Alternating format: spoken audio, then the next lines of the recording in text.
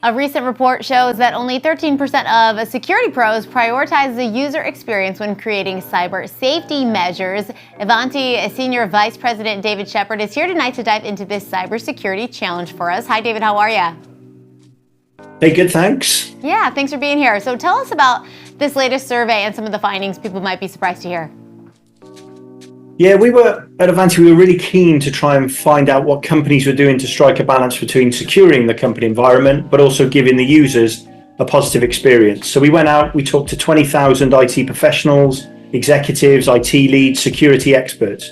The kind of the headline feature statistic back was 86% of IT professionals said poor user experience leads to unsafe workarounds being employed by workers. To put some context on that, that is where, as an employee, we get a technical bit of friction or frustration with the tools we're using. So we go and find a better way of doing it. And in fact, one of these was highlighted in the reports. 1 in 2 office workers admit to using personal devices for work activities, and then 32% said that the company weren't even aware of this was happening. So it's a big security issue. The flip of that is that only 13% of IT security professionals said that user experience was a mission critical priority when trying to solve some of these tech frictions and tech frustrations. So opposite worlds there. So how can companies navigate having strong cybersecurity and making it user-friendly too?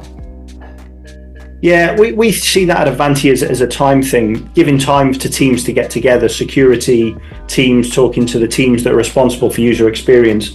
One thing we do for the organizations we deal with, we adopt something called Secure by Design. This is a US cybersecurity and infrastructure agency, a CISA pledge that allows organizations to deliver more robust solutions, more solutions that are more stringent against risk. So actually what that does to our customers and our organizations is it allows them more time to focus on user experience, to involve the security teams, because actually in the survey only 37% of respondents said that the user experience team works with the security teams in their organizations. So what about AI? We've been talking about that, of course, a lot lately. How does that affect cybersecurity? Yeah, everyone's talking AI. Generative AI is brilliant. It's revolutionizing what people do. However, used uncontrolled, for example, ChatGPT or another similar tool used uncontrolled in a business environment can create issues and risk. There's data privacy risks, there's cybersecurity risk, there is copyright risk. There's all sorts of risk that's elevated by this lack of compliance. And so uncontrolled, the generative AI is a huge problem. In fact, in our survey, 81% of respondents said that they've never had training on AI, and also 15% said they do use unsanctioned tools. And if we don't focus on training and we don't focus on controlling AI, then we don't know what's going on with our data. We don't know who we're sharing our data with. And that could lead to our data going beyond the boundaries of the organization. So AI, fantastic. Every organization adopting it. We need to find a way to govern and manage that solution as well.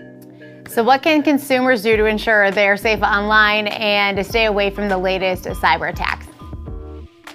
Yeah, mirror some of what we do in the workplace, but we got to be cautious with unsolicited messages. Never share personal information. Avoid always sharing credentials. AI has increased the amount of inbound threat we get against entities asking for our credentials and our personal information. Just don't do it.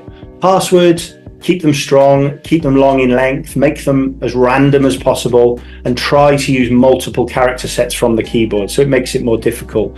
The one bit of technology, multi-factor authentication, that sounds complicated, it's not. This is where our social platforms ask for our password, but then also get us to verify ourselves in a different way, maybe mobile device code or email code. That really helps our privacy by using that 2-factor approach. And then lastly, your devices, your software, keep them updated. Keep them updated on the latest version when asked to update to that version. This means you are on the latest level of security and in the most secure position you can be.